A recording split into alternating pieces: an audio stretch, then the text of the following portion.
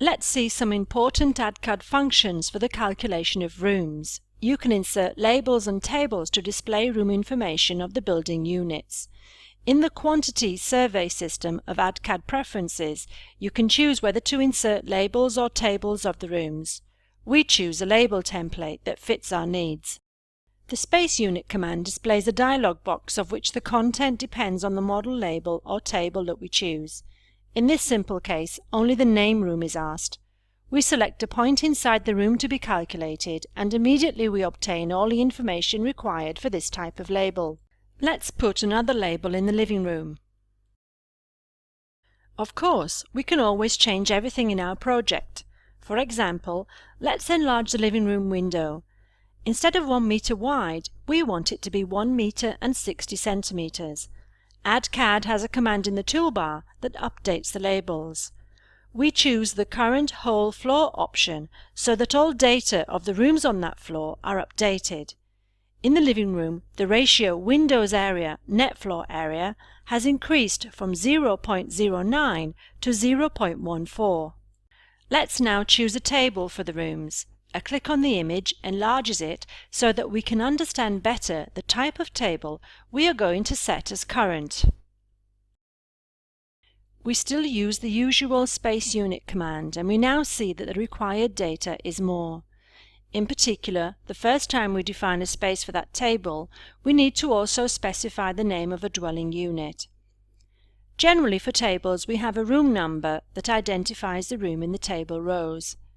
We then define a hallway, and for this room we specify that it's not necessary to verify the habitability constraints. Prior to the first room, we need to also insert the table. Generally, the only parameter to be specified is the number of rooms. We specify the point inside the room, and we immediately see that as well as the label, a row is placed in the table with all data required by this type of table. In the first column we have the code of the room, which is also found in the label. We now define the living room, and in this case verification is needed. After specifying a point inside the room, we see that in the table the verification is correct. Suppose we want to add 2 rows to the table because we realize that the number of rooms is greater than the number of rows in the table. An appropriate command lets you change the table of the rooms. Let's quickly define the other rooms. For the bathroom there's a slight problem. The label would interfere with the rest because it's too large, and therefore would not be legible on the inside. If we selected the Draw Leader option, and, after having selected the internal point of the bathroom, we also specify a second point different from the first, a direction line is drawn in order to place the label on the outside. Almost all of the tables also have a row for the totals, so that we can see and print the values of the total information of the rooms.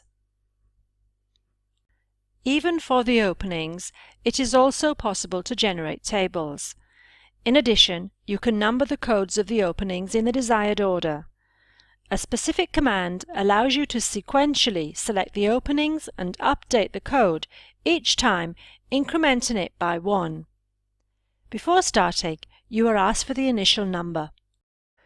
Once the codes have been updated, by selecting the windows in the desired order, you can generate the table.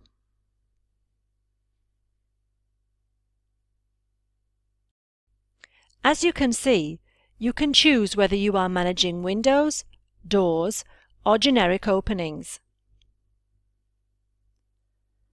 The table shows for each window also the room where it's located. As for the room tables, there are also various types of tables for frames.